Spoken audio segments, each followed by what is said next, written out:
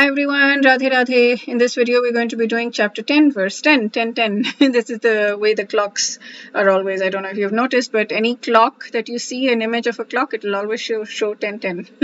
Okay, so this verse, he's starting to talk about, Swami Mukundandan gives an amazing commentary on this, really explains things very well.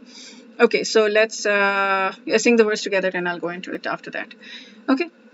तेषां सततयुक्तानां भजतां प्रीतिपूर्वकं ददामि बुद्धियोगं तं येन मामुपयान्ति ते. Those who are constantly devoted to serving me with love, I give the understanding by which they can come to me. So he says Buddhi Yogam, which Prabhupada talks about, Buddhi Yogam here, Buddhi Yogam. He talks about Buddhi Yoga in chapter 2 a lot. And he says in this verse, Buddhi Yogam is very significant. In the second chapter, he spoke of many things and said he will instruct him in the way of Buddhi Yoga. Now it's explained. Buddhi Yoga is itself Krishna consciousness. It's the highest intelligence. And so when one tries to go back home, it takes to fully to Krishna consciousness. His action is called Buddhi Yoga. That's the highest intelligence. It is the process by which one gets out of the entanglement of this material world. And so if the person is knows the goal of life but is addicted to the fruits, he's acting in Karma Yoga. When he knows, I thought Karma Yoga was all about giving the results to God, so not really going for the fruit. So this is confusing me because I thought this would be Karma Kand. So I'm very confused about this. And then when he takes pleasure in mental speculations to understand Krishna, he's in Gyan Yoga. So I'm very often in Gyan Yoga. I love all these intellectual lectures and thinking about all of that also. I mean, I love the Bhakti Yoga also, but I love the Gyan Yoga also. But when he knows the goal and seeks Krishna completely in Krishna consciousness and devotional service, he's in Bhakti Yoga or Buddhi Yoga, which is the complete yoga. And then, so a person may have a spiritual master and may be attached to a spiritual organization, but if he's still not intelligent enough to make progress, then Krishna from within gives him instructions that he may ultimately come to him.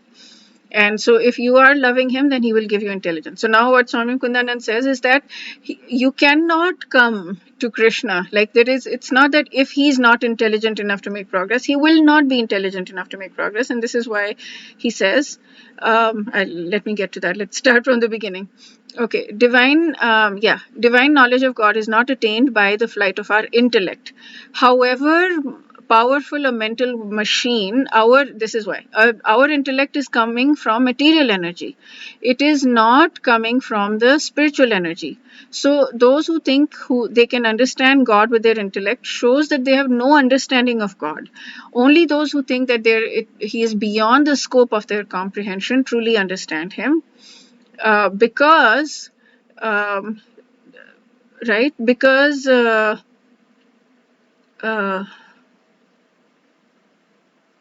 Where does he say?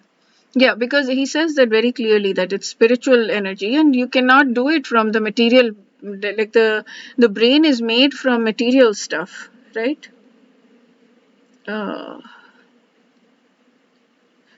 Hence our thoughts, understanding and wisdom are confined to the material realm, and God and his divine realm remain entirely beyond the scope of our corporeal intellect.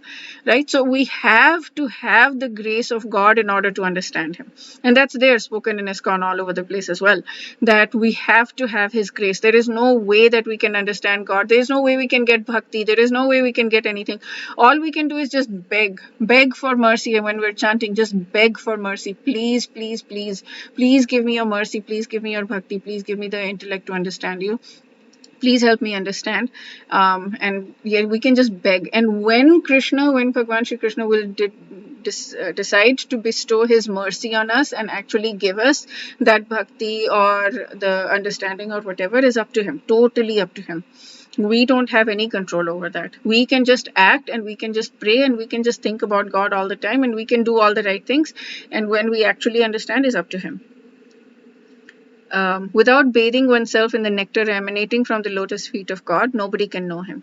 So yeah, Swami Satchidanand says in his book, The Living Name, when we're chanting, we're supposed to be doing 16 rounds of the Mahamantra every day, right? Which is 2 hours of chanting. So when we're chanting, it may take decades. So many people, even decades later, they're just still struggling to chant, and they're still really working very hard to chant and all of that. So it is his grace, and that's what he says in his book. It is only by the grace of Bhagwan Shri Krishna. He's completely independent. His will is completely independent, and he chooses when he's going to give us that grace and that mercy, where he's going to help us understand him and feel that bhakti and feel the joy of the bhakti.